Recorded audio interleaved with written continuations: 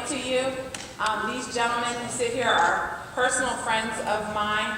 I am going to act as the moderator of this portion of the program, but I'm telling you I will not have to, because they each are very dynamic speakers and they each have a story to tell this evening. Each of them has their own experience with reentry, and I'm going to let them tell you that experience. But one thing that I want to note to you that struck me when I was putting together this panel, each of these gentlemen sitting up here, they are superstars. I mean, they are dynamic, like I said, they're dynamic, they are articulate, they are forces to be reckoned with in their fields. However, what I'm committed to doing and starting a dialogue about is how the average Joe who comes out of jail or comes out of prison, who is not a superstar, but is a regular good guy, how we can make reentry viable for them. How we can make employers understand that once you've paid your debt to society, you should be able to reintegrate into society and become a full-fledged member of it without a stigma. So I wanted to bring them to you because I think they can tell you a story that will educate all of us, but we really have to be committed to making reentry a real prospect for the average Joe who's going to go out there and pay taxes, have a regular job, work for someone. And I'm committed at any time to go anywhere and talk about that topic. So, without further ado, I'm going to ask these gentlemen to spend 1 minute, okay, I'm going to keep you to it, introducing themselves. And then I have a few questions, and then I know you will have a few questions. So we're going to start with Michael DeLeon. Okay, thank you. Welcome, thank you everybody for coming out. This is very important. I believe it's tied to the most important social issue, public social health crisis our country, our county, our state is dealing with, the epidemic of addiction and overdoses in America. You're more likely to die of a drug overdose in New Jersey than a car accident. Cumberland County is very, very affected by drugs, by opiates, by heroin, and it absolutely goes hand in hand with gang involvement. It goes hand in hand with crime, all crime, not just drug crime, petty crime, violent crime. It goes hand in hand with gang involvement. And of course it goes hand in hand, as Melissa Niles said, the cost of untreated addiction in our country is in the billions, in the hundreds of billions of dollars, and the collateral expenses. So I spent 12 years incarcerated in New Jersey state prisons. There's a lot of people that think, there's a lot of people who know some of the story, some people know most of the story, and there's a handful of people who know the whole story. There's a book coming out finally in September. I'm writing it with an author, co-author in North Carolina. It will come out in September, my entire story. So there's people, I wouldn't be on this stage, I wouldn't be sitting in this chair if it wasn't for people in this room. There's a fantastic motivational speaker. He passed away a few years ago. His name is Zig Ziglar. He talks about a hero wall. And I have a hero wall in my office, and there's a lot of people in this room that are on my hero wall. You see, my hero wall doesn't contain sports figures or artists or actors. My hero wall has Jennifer McRae on it. My hero wall has Joe Durrell on it. My hero wall has Melissa Niles on it. My hero wall has Tracy Wells Huggins on it. My hero wall has the people from Cumberland County on it. Tracy Swan is on my hero wall. People who have really, really made a difference in my life in creating a path for me. I can tell you, I don't know why Jennifer McRae calls me a superstar, but I can tell you one thing, superstars are not superheroes. And if it wasn't for the people in this room, if it wasn't for the people who have helped me, I would have never had the opportunity. She especially took a chance on me in the very beginning. I started a program in the New Jersey Department of Corrections called Project Pride, where 2 male and 2 female inmates go out to schools to talk to kids about consequences. As Melissa said, prevention is so critically important because it is a choice before you start. It becomes a disease, but it's not a disease if you don't open up your body to the consumption of the drugs and alcohol in the first place. So I think prevention is so key, getting to kids. So when I got out of prison, I wanted to continue to do that. It was my idea, my intention. I was going to go into schools and I was going to have programs and talk to kids. So I got out of prison, I called a couple of superintendents and said, hey, I'm Michael DeLeon, I just got out of prison, I want to come talk to your kids. So that didn't go too well. And, but Cory Booker, when he was a councilman in Newark, opened the door for me and Senator Lautenberg opened the door for me, and Senator Menendez and Jennifer McRae, and some amazing people. So I'm a trustee at this college, Cumberland County College, which, thanks to the most proactive freeholder board this country has, I was appointed as a trustee at Cumberland County Community College. I'm the first ex-con in America appointed to a county college board of trustees. And so I take that very seriously. I just want to emphasize it. I wouldn't be where I am today if it wasn't for the people who have helped pave that way for me. And first and foremost, everything and all glory and all credit goes to God, because if it wasn't for Jesus Christ, my Lord and Savior, I wouldn't be standing, sitting, breathing. Amen. And then he gave me a pretty, you want to talk about superstars, and anybody who knows me and my family, you know I have a superstar for a wife. If it wasn't for my wife, who stayed with me the entire time I was in prison, if I make it to August 26th, and that's the plan, I'll be married to that girl for 28 years. But 12 of those years, she didn't have a husband. She was married to an inmate. I am, by definition, of my prosecutor, a superstar, but there's a lot of problems, challenges, and limitations with the correction system, with the parole and probation system, and how we pay our debt to society, because to many people the debt is not paid. So I know it took more than a minute, but I just wanted to really emphasize it's not me who's traveled up to this seat without the help of a lot of great people.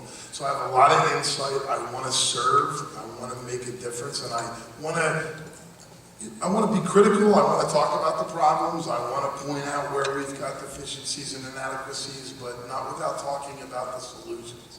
I hear a lot of people talking about, we got to do this, we got to do that, we got to build a wall across Mexico, without talking about the solutions to the problem. Listen, talking about the problems, you're just part of the problem. So I refuse to be part of the problem. I want to be part of the solution. So that's why I'm here tonight. So thank you. Thank you, Michael.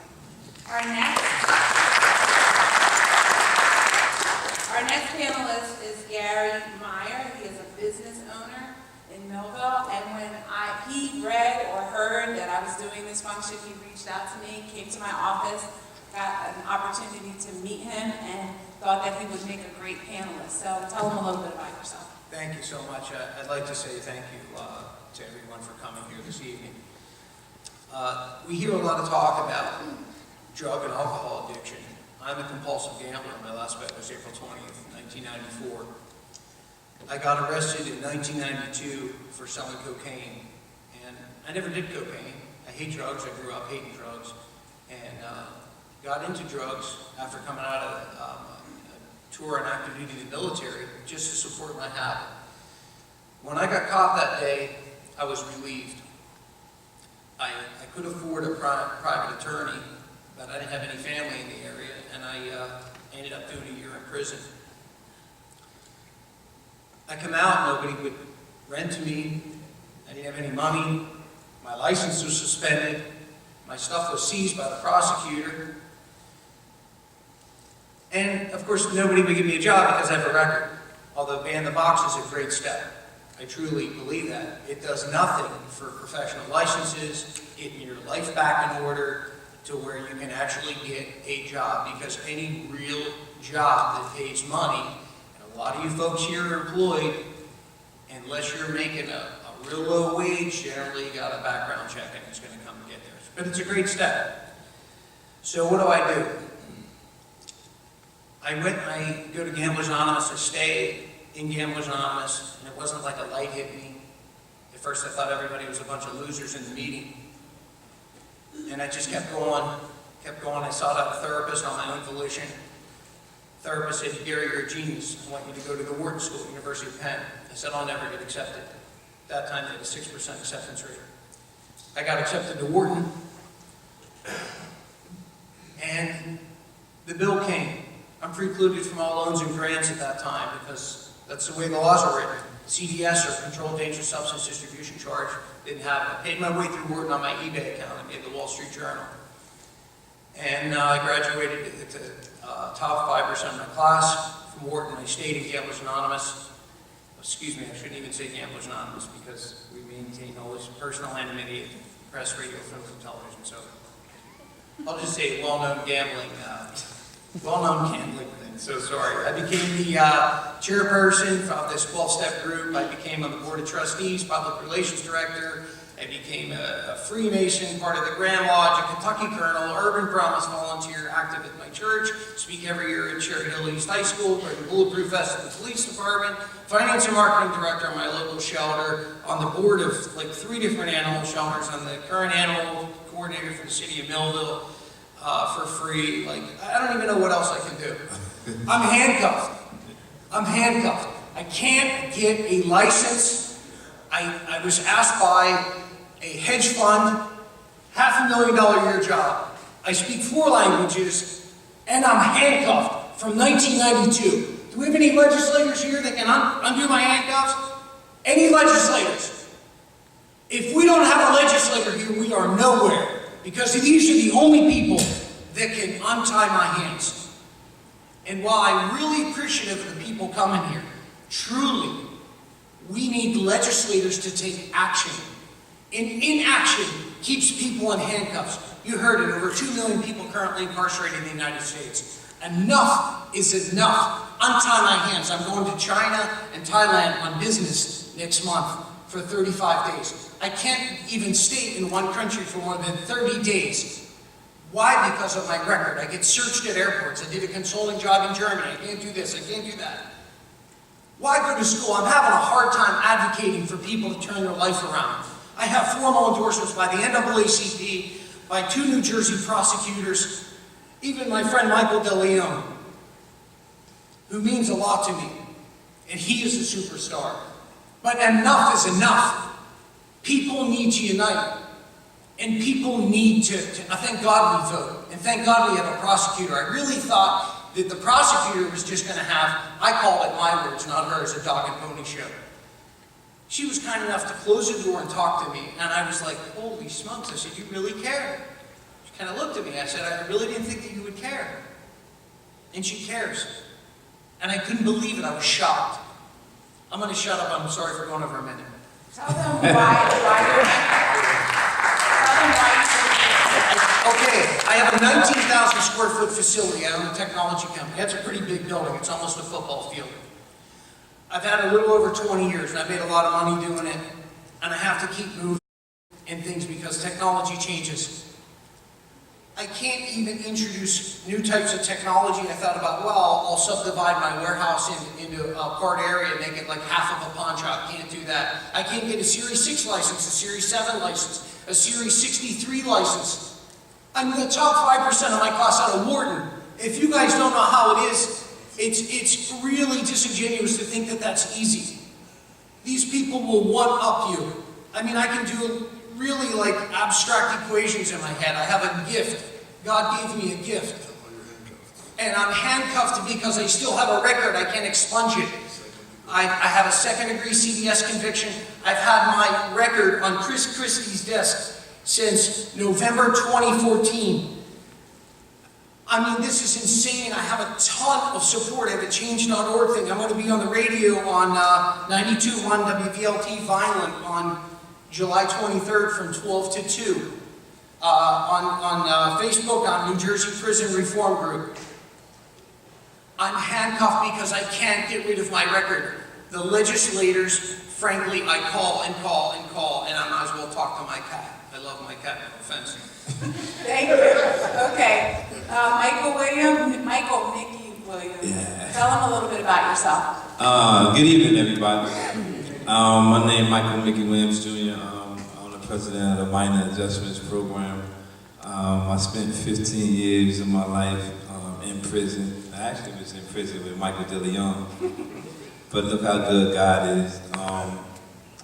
I was addicted to heroin and crack cocaine for 22 years.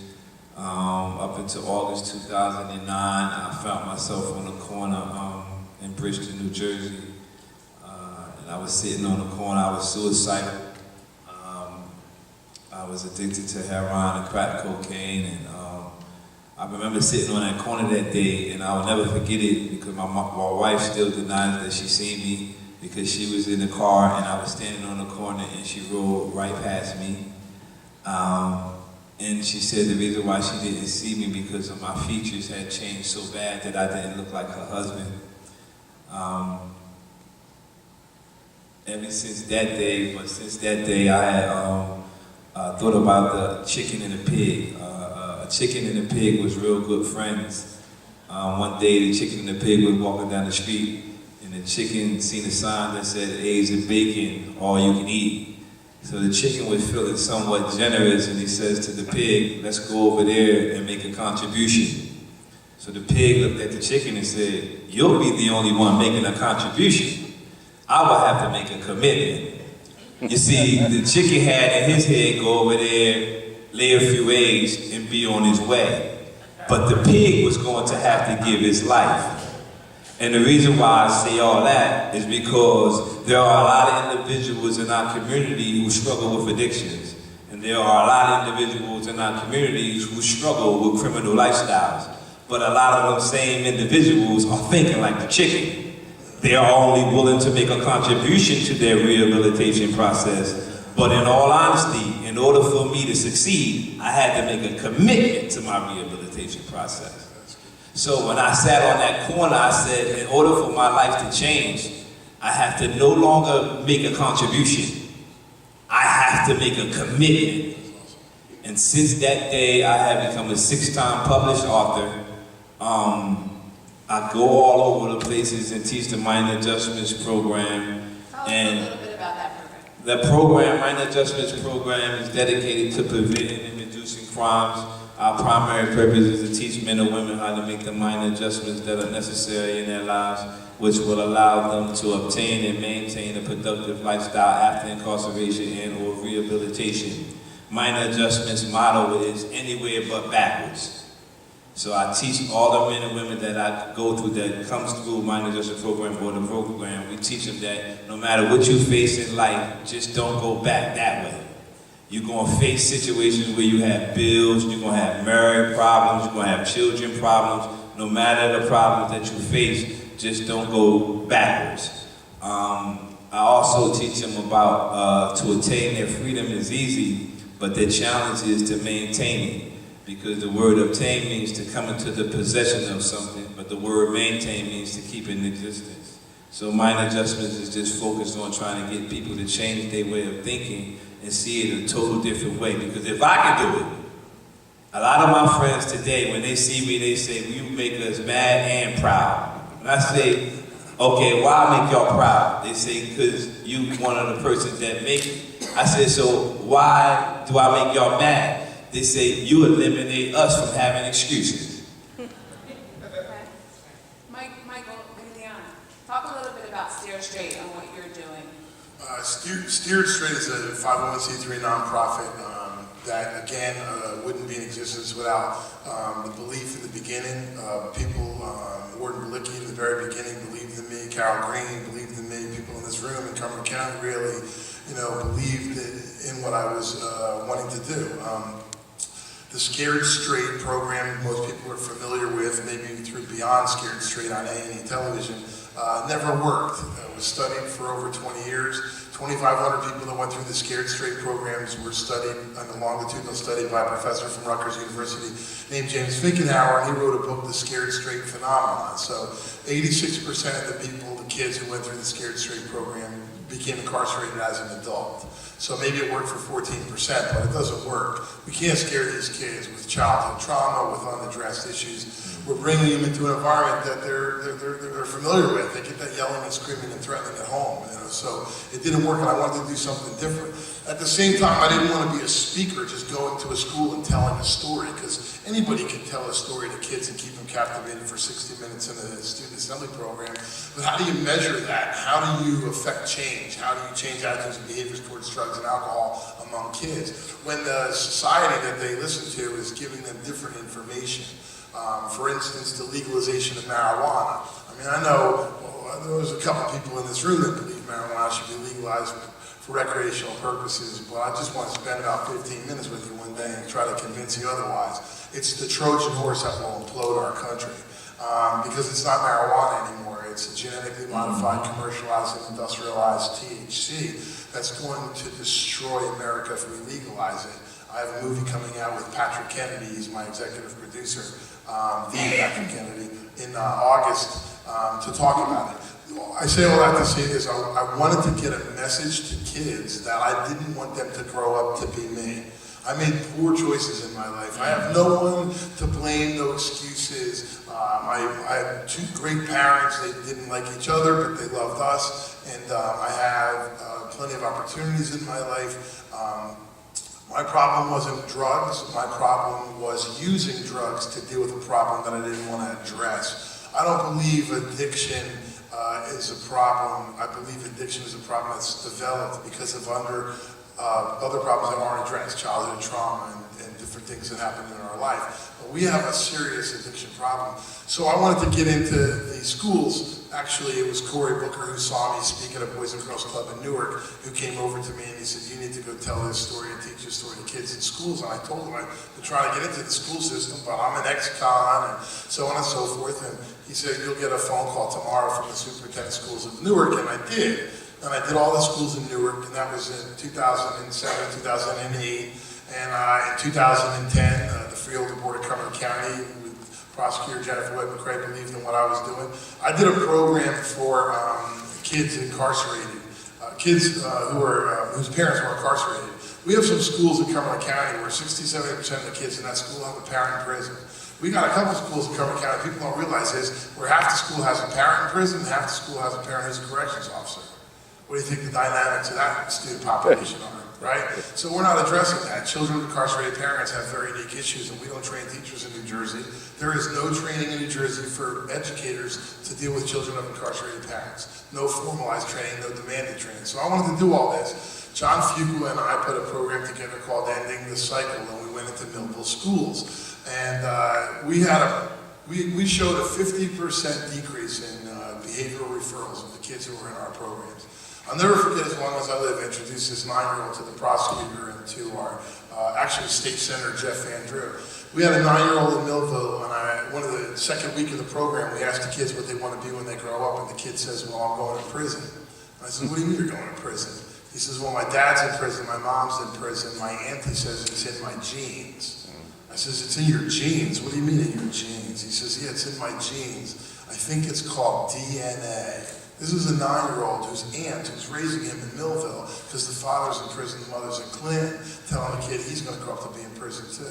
And by the end of the 8 weeks program, we have a mirror there. We have a mirror in the beginning and a mirror in the end. And at the end, we ask them what they want to be, and that kid wants to be an engineer at the end of 8 weeks. Listen, I am just one little cog in this whole big wheel, and God's allowing me an opportunity. I'm not a genius, I'm not an educator, but there is nobody more passionate, more hard-headed and stubborn, and more dedicated to making a difference, because I want these kids to grow up to be Jennifer Webb McRae. I want them to grow up to be Michael DeLeon. I want them to make a better choice and a better path than the one I did. So Steer Trade is a nonprofit organization. It's growing like crazy. I'm expanding it across the country. If you follow me on Facebook, once in a while you'll see my prosecutor say I'm not moving to somewhere. Everywhere I say I'm moving to someone, and so she's threatened me with incarceration if I move out of New Jersey. But we have a pretty good program in Cumberland County. We penetrate the schools pretty well. And the last thing I'll say about Steer Trade is, for years and years and years, it's been a speaker program, a presenter program, where we go in front of kids for 60 to 90 minutes and we teach a program. Now it's an in-depth, year-long program with a curriculum and a community-based component, thanks to Southwest Council. If you've seen the billboards around, it says drugs over dinner. So I want parents to talk to their kids about drugs over dinner. I want the kids to come home and talk to their parents about drugs and alcohol and education and self-worth and self-value. And we're really making a systemic change. Now, one thing I just want you to know, like when he came to me and told me about his background and history, I was scared, because I'm a new prosecutor. I happen to be the first African-American prosecutor. I come from a defense background, and I'm taking a chance on an ex-convict and using my influence to get him into the schools. So we were very careful on how we did it. We talked to the superintendents. We talked to them about the fact that he had a background. And he also, with John Fuqua, had someone who didn't have a background, let them make a choice on who they wanted to, interact, and he just won them over. One thing he told me in the beginning was, I will never let you down. and he has never let me down. So it was a chance I took, but the investment and the return we've gotten on that has just been exponential in the community, and that's why I claim him and will not let him leave our Well, as both Gary and Mickey will echo, not everybody's a fan. You know, I have haters. Not everybody's a believer, no matter what I do. As Gary said, you know, I just look at all Gary's done. No matter what he's done, our debt's not paid. Some people will still want to judge me by my past, and as Mickey will say, they're just waiting for us to slip up. You know, So I want to ask a question. I'm going to start with you, Gary. What was the first barrier that you reached, or you had to overcome when you came out of prison? Oh, hell, I didn't even have any money. I had $200, didn't have a place to go. I didn't have a car. I mean, I had nothing. I had absolutely nothing. And I remember going to Classic Chevrolet in Turnersville. And at that time, I think back in 1990, I got out of the Navy. I was making $1,000 a week summer cars, which is good money back then. I was 20 years old. They wouldn't give me a job. I'm a pretty damn good salesman when I tried. And they wouldn't give me a job. How did you overcome the barrier? Well, what I did is I started out with a couple $100, and I think I borrowed maybe $1,000 or something. I started buying and selling cars. I got friends with a Delaware River Port Authority police officer, and he said, go to this auction at the Betsy Ross Bridge, and I bought all this crap for I think about $45, and I turned it into $7 grand. It was all flipping stuff, electronics. I can fix pretty much anything. So build radios and TVs and stuff, and I had to hustle, but nobody gave me any damn thing. Mickey? Same question. Yeah, same question. I was so committed that I went to a place of business. I didn't have a job, and I said, I'm going to work for you for free. Can I come here every day? And they said, you're going to come to work, and we don't have a position for you. I did it for 2.5 months without a check. 2.5 months I went to that place, so much so that one day I didn't show up. They called me and said, where you at? I said, y'all know I don't work there, right?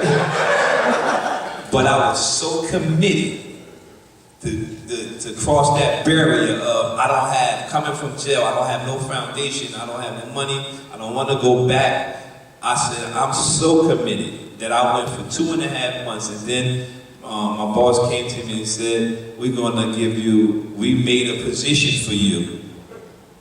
This is the salary, this is this, this is that, and I just cried. And I still work there to this day. That's a great story. How about My father is president of the American Pessimists Club. If y'all didn't know that existed. And that's why I'm a perennial optimist. But listen, the glass could be overflowing with the water, and my father would tell you, well, listen, it's going to evaporate eventually. Okay? There could be one drop in the bottom, and I'd be like, but it's still in there. We still got a chance. And so my father gave me the greatest advice he's ever given me in my entire life. He says, you have an entrepreneurial background, white collar, you come from that, and now you're an ex-con. So that's your biggest liability. And if you can figure out how to turn your liability into an asset, you're going to be all right.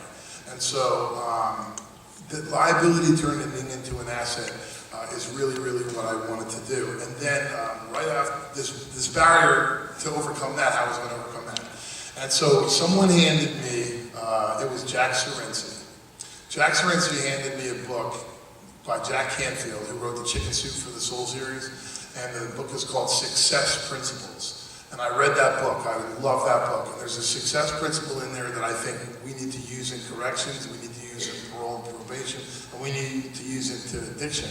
The most important principle, there were 67 in that book, the most important principle I took away is take 100% responsibility for your life. What Mickey said earlier is so true. The reason why I went back, the reason why so many people go back is because it's somebody else's fault, no one's going to give me a job, I can't make it because I'm an ex-con, I'm used to making that kind of money, I'm not going to flip burgers. I had people telling me, I ain't flipping burgers for $9 an hour. You were sweeping floors for $1.16 a day, but you won't work for $9 an hour. So the resolve that Gary had, the resolve that Mickey had, and the resolve that I had, I'm telling you, it's not systemic. It's not existing, and we have to teach it. You know, Melissa now said something so profound, and I hope you picked up on it. We have to change their belief system. Yeah. The problem with corrections is we're not correcting things, okay? And so systemically, you know, I say this every day. If you've ever seen me in a presentation, I think all law enforcement are heroes. All law enforcement are heroes, and I say that every day. I have a picture of me with handcuffs on the screen, and I tell kids, you want to wear handcuffs when you get older? Fine. You see, wear them right here. If you put them on your belt, it comes with a pension. If you put them on your wrist, it's like I put them where Gary has them on, there's no pension. Okay, no pension. And you want to be a corrections officer? They walk the toughest beat in the world. You like to say that expression because they do. But the system is broken. The correction system is broken. What's happening in Cumberland County Jail with Warden Balicki is not happening in the other 19 county jails, maybe to some extent in Jersey and Hudson County. But in Ocean County, there's over 1,200 inmates in there, and they have one AA meeting a week. They're not getting the kind of treatment and rehabilitation that Warden Balicki's spent every single waking moment putting together. I'm telling you, it works. It is money at the front end, but as the Freeholder Board understands, it's money saved on the back end. And look what he's done. He's gotten grants that nobody else in the state's gotten. I just think that overcoming these barriers has to be taught. And what the parole chairman said at the beginning was very true. Reentry needs to begin at arrest, or I like to say reentry needs to begin at entry. Because as Melissa said also, you might not care about the drug addict. Don't care about the drug addict, that's fine. But you need to care about your pocketbook, your taxes, and what your cost is by incarcerating people. We're spending $58,000 a year locking up a person in the state of New Jersey. We are lower than we've been in many, many years. Our inmate population is lower than it's been in 7 years, but guess what? We're still spending $1.4 billion on corrections in New Jersey because we're spending a lot of money on corrections officers, pensions, and benefits programs. That's real. One thing I want to mention before I forget on Ban the Box. You know, Ban the Box needs to include colleges. You know, Bill Clinton and Newt Gingrich ripped the Pell Grants out of the prison system in this country to make inmates unable to get funding for colleges. The three components of the three-legged stool to keep people from going back to prison, it's very simple. Education, employability, and civic engagement. We never talk about civic engagement, ever. One of the reasons I'm successful and that I get to sit here before you tonight is because I got involved in coalitions and alliances and groups. I volunteered, I wanted to be involved in this group and that group. I got involved in my community, because if you're involved in your community, you're not gonna hurt your community. And education, every study done, the more educated you are, the less likely you are to recidivate. And the more employable you are, the less likely you are to go back to prison. Employability, education, and civic engagement is key. Ban the Box doesn't include colleges. I came to this college, I got 3 associate's degrees and an educational certificate, and I went to Wilmington University to get my bachelor's degree. I got my bachelor's degree from Wilmington University, and I wanted to apply for the master's program. So I filled out the application on the master's program. On the bottom of the application it says, have you ever been convicted of a crime? Hell yeah. Let me tell you all about it. And I put a packet of information in, like 5 folders thick, of everything that I was doing with Steered Straight, endorsement letters from Lauenberg and Menendez, everything I've been doing, a letter of accommodation from the Attorney General of the United States of America. And Wilmington University sends me a letter. Because of your aggravated manslaughter conviction in the state of New Jersey, you're not welcome at our school. I said, I've been at your school for 3 years. I have a 4.0 GPA at your school. I made the dean's list and the president's list every semester. I got an appointment in Newcastle, Delaware. I went down there and met with the dean of admissions. I pulled the letter out. I handed it to him. And he says, I don't need to see the letter. I'm the one who sent it to you. I looked at the name on the letter, it matched the nameplate, and I said, sir, I don't understand. I've been at Wilmington University for 3 years, at 4.0 GPA, dean's list of presidents. He said, we didn't know you were an ex-con when you applied for the bachelor's program. He said, the bachelor's application didn't have that question on the bottom. It does now, though, thanks to me. It's there, because they don't want an ex-con at their school. Stockton also denied me acceptance as an ex-offender. Rutgers accepted me where I spent a little bit of time, and now I go to Liberty University online. But ban the box needs to include colleges, because for a college to deny acceptance to someone because they're an ex-offender is wrong, And so I know I'm sitting in a building on a campus that houses Wilmington University, and I don't care, because I'm gonna fight to stop it. I fought for ban the box, and I'm going to continue to fight to do what's right, because I have resolve. These gentlemen have resolve. There's a lot of people of color especially, don't have that same ability. It has the same ability, maybe it doesn't have the same education, maybe it doesn't have the same exposure. That's what we need to do. Fight for the people who aren't superstars. Fight for the people who need a little bit of help and hand-holding, because if we just get them to the other side, they'll contribute to our society for the rest of their life. Okay, so you answered. My next question was going to be one wish thing that you could change. Yours would be have a ban the box for college. Gary, in 3 sentences, what would your wish be? Because I have to move on. 3 sentences. If you could change one thing to make it easier for ex-offenders, what would it be? Have a legislature that will be fiscally responsible and advocate for expungement law changes to enable ex-offenders to effectively assimilate into society. That is my #1 thing that would uncuff people. This way I could essentially advocate to stay out of crime. There's no way that somebody can say, oh, clean your life up, go to school, and then what? I can't do anything? I went to Wharton, I can't work at CVS as a cashier now. I can't, like, what the hell am I supposed to do? I've made millions at my business. What can I do? If you can't have a business and you're a felon, you're screwed. Now, I can give some really verbose explanation. But so that's my #1 thing. Okay. My #2 thing. Okay, we gotta move on. That was my #1 thing, that the legislature would change expungement reform bills. Okay, put a bill forward that would actually pass. How they don't even talk to each other. There's even the people in the same party. Like we go name names. The second thing is I would advocate that we change the way that we do pardons in this state. This state has draconian pardon history. Both parties, it's really clear, they essentially don't pardon anybody, about 5%. I went through a pardon with Governor Corzine.